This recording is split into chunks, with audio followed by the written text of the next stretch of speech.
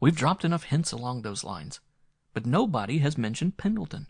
Nobody has volunteered any information about him. And he was an attaché here for 3 years. Didn't anybody know him during that time? We've let it slip a few discreet statements that we would like to talk to Pendleton's friends, yet nobody comes around. Apparently in all the 3 years he was here, Pendleton didn't make any friends, and that's a little hard to believe. It's more likely that his friends have been silenced and any information about him is being withheld for a reason. What reason? Templeton shrugged. Murder! What other reason could there be? Eckert rolled up the thin slatted blinds and stared out at the scenery. 100 feet down the road, a native woman was going to market, leading a species of food animal by the halter. They grow their women nice, don't they? Physically perfect, like the men, Templeton grumbled. You could get an inferiority complex just from watching the people here. Everybody's so damn perfect. Nobody's sick, nobody's unhealthy, nobody's too fat or too thin, nobody's unhappy. The only variation is that they don't all look alike. Perfection. It gets boring after a while. Does it? I hadn't noticed. Eckert turned away from the blinds. His voice was crisp. I knew Don Pendleton quite well, too, he said. But it isn't blinding me to what I'm here for. We came to find out what happened to him, not to substantiate any preconceived notions. What we find out may be vitally important to anybody serving here in the future. I would hate to see our efforts spoil because you've already made up your mind. You knew Pendleton? Templin repeated grimly. Do you think it was suicide? I don't think there's such a thing as a suicide type when you come down to it. I'm not ruling out the possibility of murder either. I'm trying to keep an open mind. What have we accomplished so far? What have we found out? We've got 6 months, Eckert said quietly. 6 months in which we'll try to live here inconspicuously and study the people and try to cultivate informants. We would get nowhere if we came barging in asking all sorts of questions. And don't forget, Ray, we're all alone on Tunpesh. If it is a case of murder, what happens when the natives find out that we know it is? Templin's eyes dueled for a moment. Then he turned his back and walked to the window. I suppose you're right, he said at last. It's nice living here, Ted. Maybe I've been fighting it, but I can't help thinking that Don must have liked it here, too. One of the hardest things to learn in a foreign culture, Eckert thought, is when to enjoy yourself, when to work, and when to worry. Perlash Menshar? Shara.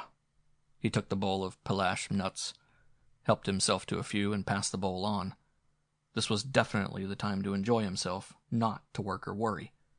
He had learned about the halera a few days ago, and by judicious hinting to the proper authorities, he and Templin had been invited. It was a good chance to observe native customs, a little anthropology with refreshments. The main courses started making the rounds, and he took generous helpings of the roasted ulami and the broiled halunch, and numerous dabs from the side dishes of steaming vegetables. Between every course they passed around a small flagon of the hot spiced native wine, but he noticed that nobody drank to excess. The old Greek ideal, he thought, moderation in everything. He looked at Templin sitting across from him in the huge circle and shrugged mentally. Templin looked as if he was about to break down and enjoy himself, but there was still a slight bulge under his tunic, where he had strapped his power pack. Any fool should have known that nothing would happen at a banquet like this. The only actual danger lay in Templin's getting excited and doing something he was bound to regret later on, and even that danger was not quite as likely now. There will be hell to pay, Eckert thought, if Templin ever finds out that I sabotaged his power pack. You look thoughtful, Menshar Eckert. Eckert took another sip of the wine and turned to the Tunpeshan on his left. He was a tall, muscular man with sharp eyes, a firm chin, and a certain aura of authority. I was wondering if my countryman Pendleton had offended your people in any way, Nayova. Now was as good a time as any to pump him for what he knew about Pendleton's death. So far as I know, Menshar, Pendleton offended no one. I do not know what duties he had to perform here, but he was a generous and courteous man. Eckert gnawed the dainty meat off a slender ulami bone and tried to appear casual in his questioning. I'm sure he was, Nayova. I'm sure, too, that you were as kind to him as you have been to Templin and myself. My government is grateful to you for that. Nayova seemed pleased. We tried to do well for Minshar Pendleton as we could. While he was here, he had the house that you have now, and we saw that he was supplied with food and all other necessities." Eckert had a sudden clammy feeling, which quickly passed away. What Nyova had said was something he'd make sure Templin never heard about. He wiped his mouth on a broad flat leaf that had been provided, and took another sip of the wine. "We were shocked to find out that Minshar Pendleton had killed himself. We knew him quite well, and we could not bring ourselves to believe he had done such a thing." Nyova's gaze slid away from him. "Perhaps it was the will of the Great One," he said vaguely. He didn't seem anxious to talk about it. Eckert stared bleakly at his wine-glass and tried to put the pieces of information together. They probably had a taboo about self-destruction, which would make it difficult to talk about. That would make it even harder for him to find out by direct questioning. A native fife trilled shrilly, and a group of young men and women walked into the room. The circle broke to let them through, and they came and knelt before Nyova. When he clapped his hands sharply, they retreated to the center of the circle and began the slow motions of a native dance. The sound of the fife softened and died, and the slow, monotonous beat of drums took its place. The beat slowly increased, and so did the rhythm of the dancers. The small fires at the corners of the hut were allowed to dwindle, and the center of the circle became filled with the motions of shadows intermixed with the swift shore movements of glistening limbs. Eckert felt his eyebrows crawl upward. Apparently the dance was the Tunpeshan version of the rites de passage. He glanced across the circle at Templin. Templin's face, what he could see of it by the flickering light, was brick red. A voice spoke in his ear. "It is hard for us to imagine anybody doing what Minshar Pendleton did. It is—" and he used a native word that Eckert translated as being roughly equivalent to obscene. The dancers at the center of the circle finally bowed out with small garlands of flowers on their heads that signified their reaching adulthood. Acrobats then took the stage and went through a dizzying routine, and they in turn were succeeded by a native singer. They were all excellent, Eckert thought. If anything, they were too good. The bowl of Palash nuts made its way around again, and Nyova leaned over to speak to him. "If there is any possibility that I can help you while you are here, Minshar Eckert, you have but to ask." It would probably be a mistake to ask for a list of Pendleton's friends, but there was a way around that. "I would like to meet any of your people who had dealings with Pendleton, either in business or socially. I will do everything not to inconvenience them in any way." "I think they would be glad to help you. I shall ask them to go to you this coming week." It wasn't a driving rain, just a gentle drizzle that made the lanes muddy and plastered Eckert's tunic against him. He didn't mind it. The rain was warm, and the trees and grass smelled good in the wet.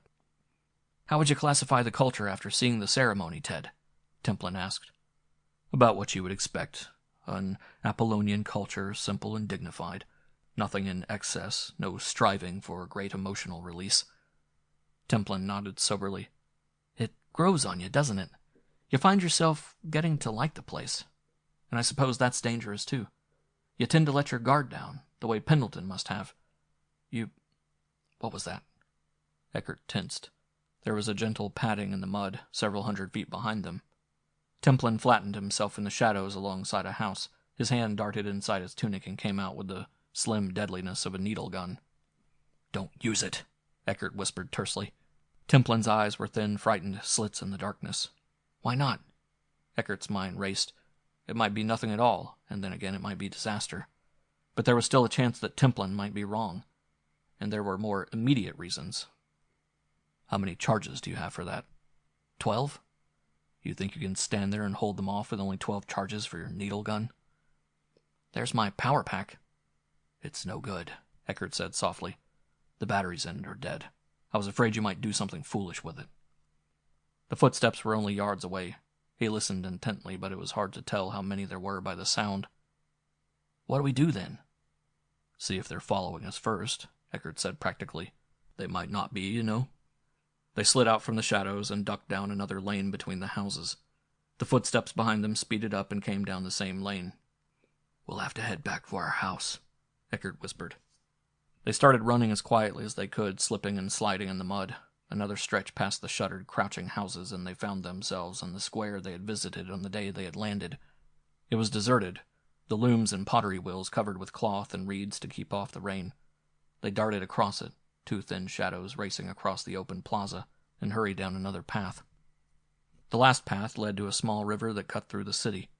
Templin looked around, gestured to Eckert, waded into the water, and crouched under the small bridge that spanned it.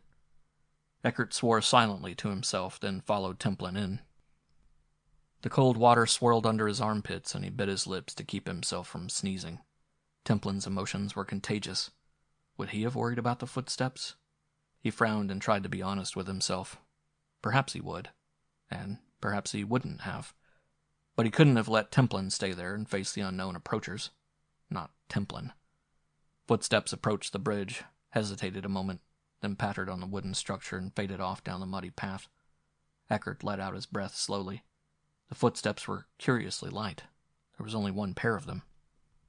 "I would like to know something," Templin said coldly.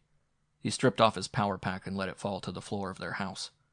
"Why did you decide to substitute dead batteries in the pack?" "Because," Eckert said shortly. "I was afraid you would do something with it that you might regret later. You're inexperienced in situations like this. Your reactions aren't to be trusted. One false move here and we could follow Pendleton, however he died. You know that."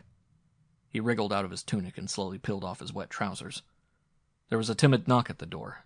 He wrapped a blanket about himself and motioned to Templin to stand to one side. Templin grabbed a small stool, hefted it in one hand, and complied. Eckert went to the door and casually threw it open. A girl stood there, half in the outer darkness and half in the yellowish light from the room, covered with mud to the knees and drenched to the skin. "The Menshar forgot this at the Halera," she said softly. She quickly handed him his pipe and soggy bag of tobacco, and disappeared instantly into the rain. He listened for the sound of her footsteps in the soft mud and then closed the door. Templin put down the stool and stared stupidly at the pipe and tobacco sack. Eckert placed them carefully on the table and began to towel himself. "We probably face as much danger from our own imaginations as from anything else," he said grimly. "Tell me, would you have fired first, or would you have waited until you found out for sure who she was and what she wanted when she first started to follow us?" "I don't know," Templin said sullenly. "Then I'll leave your imagination to the position we would be in now if you had given in to your impulse." "We haven't found out much, have we?" Templin demanded some days later. "No," Eckert admitted. "We haven't." He riffled through the thick stack of cards on the table. Statistically, the results were not only interesting, but slightly phenomenal. During the 3 years or so that Pendleton had been on Tunpesh, he had met and known approximately 700 of the natives. By far the greater majority of these, of course, were purely casual and meant nothing. Almost 100, though, had had extended relations with Pendleton in business or social affairs. Of this 100, none, not a single one, would admit that he had known Pendleton well or could be considered a friend of his. About all they had to say was that Pendleton had been healthy and easy to get along with, and one warm night he had shocked the community by going off and shooting himself. "Like Richard Cory," Eckert said aloud. "Like who?" Templeton asked. "Richard Cory, a character in a poem by a 20th century poet, Edwin Arlington Robinson. Apparently he had everything to live for, but Richard Cory one calm summer night went home and put a bullet through his head." "I'll have to look it up someday," Templin said. He pointed to a stack of cards. "That's so much waste paper, isn't it?" "Yes, it is," Eckert said reluctantly. "To be frank, I'd hoped we'd know a lot more by now. I still can't understand why we haven't dug up anybody who will admit to having been his friend." "How do you know they're telling the truth? Or for that matter, how do you know that the ones we've seen so far are the ones who actually knew Pendleton?" Eckert drummed his fingers on the table. "You handle different human cultures for 25 years, and you get to the point where you can tell if people are lying or not. Or do you? Maybe just an old man's conceit. Age alone never lent wisdom. Regardless of the personal reasons that Templin might have for thinking the Tunpeshans are lying, the fact remains that they very easily could be. And what should you do if they are?" There was a polite knock at the door. "We've got another visitor," Templin said sarcastically. "He probably saw Pendleton at a Halera 4 years ago and wants to be sure we know all about it." The Tunpeshan looked faintly familiar to Eckert. There was something about the man's carriage. "I met you the day you landed," the Tunpeshan began, and Eckert remembered Jathong, the guide who had shown them to the house. You knew Pendleton? Jathong nodded. I and a fellow weaver took over his small office after he had left it. Eckert recalled the small office in the square with the bolts of cloth on display, and the small mud brick on the window ledge with the incised lettering reading, Donald Pendleton, Service Attaché. Why didn't you tell us this before? I didn't know what kind and how much information you wanted. We didn't ask him, Eckert thought, so he didn't volunteer any information. Polite to say the least. How long did you know him? Since he landed, I was the one appointed to him. What do you mean, appointed to him? To try to learn his language and try to teach him ours. Eckert felt his interest rising. Jathong, then, must have known Pendleton fairly well. Did he have any enemies that you know of? Enemies? Jathong seemed ignorant of the meaning of the word, so Eckert explained. No, he had no enemies. He would naturally have none such on Tunpesh. Templin leaned forward, tense. If he had no enemies, why did he have no friends? You, for example, knew him longer and better than most. Why is it that you weren't his friend? Jathong looked unhappy, as if being forced to say something he wanted not to say. Pendleton was Kava. I cannot explain it. The concept is difficult. You would not understand. He might be running the danger of throwing too many questions at Jathong, Eckert realized, and having him freeze up or turn vague. But it couldn't be helped. They had made no progress at all by subtlety, and time would eventually run out. He tried to broach the next question delicately. Did Pendleton know any of the women of your race? He knew some of the women, as he knew the men. The answer didn't tell Eckert what he wanted to know. Was he in love with any woman? It sounded crude the way he put it, but it was hard to think of any other way of asking it. Jathong looked at him incredulously, as if Eckert had asked him if Pendleton had had two heads. That would have been impossible. None of our women could have been in love with Menshar Pendleton. One line of inquiry just gone Eckert thought. But Pendleton wasn't one to let a broken heart get him down anyway. Why not? Templin cut in harshly. He wasn't hard to look at, and he would have made a good husband. Jathong diplomatically turned around to face Templin. I have told you once. Pendleton was Kava. It would have been quite impossible. The answer to what had happened to Pendleton probably lay in Jathong's inability to explain his own terms, Eckert believed. One could get just so close, and then the definitions became vague and useless. He asked a few more questions and finally dismissed Jathong. The interview, like all the others he and Templin had held during the last week, had been worthless. They knew nothing more than they had when they landed. I still think they're lying, Templin said almost savagely. Or perhaps the ones who really know something haven't come around. Eckert got his pipe and sat near the doorway, letting the sun streaming through the foliage of a nearby tree dapple his face with a checkerboard pattern of modulated lights and velvety shadows. If they're evading us, or if they're lying, then the society is a dangerous one for us. But I still can't believe it. They're not warlike. They don't seem to have many weapons, and definitely none of an advanced type. How could anybody know for sure? Eckert methodically knocked the cold ashes out of his pipe and added more tobacco. Easy. Despite what you read in storybooks, no civilization lives simply, governs itself simply, and yet possesses super blasters. The sword and blaster combination just doesn't exist. Any weapon above the level of bows and arrows or knives is the product of a well-advanced technology. Along with weapons, of course, you have to have good communications. Now take an ordinary radio, and think of the degree of knowledge, technology, and industrialization that would have to exist to supply it. There's nothing like that here. Templin came over to the warmth, streaming in through the doorway. It almost seems like they're acting in concert, though, as if there was some kind of plot where, by prearrangement, everybody knows exactly what to say. You're wrong again. You can practically smell a dictatorship or a tyranny, which is the only situation in which almost 100% of the population will follow the same line through fear of consequences if they don't. In a situation like that, the people are frightened, unhappy. You can hardly say that's the case on Tunpesh. No, Templin admitted. You couldn't. But still, you have to admit that the answers we've received so far are just too unanimous and too sketchy. All agree that Pendleton was a fine fellow. All agree that he had no native friends. Eckert nodded. I'll go along with that, and I think it's time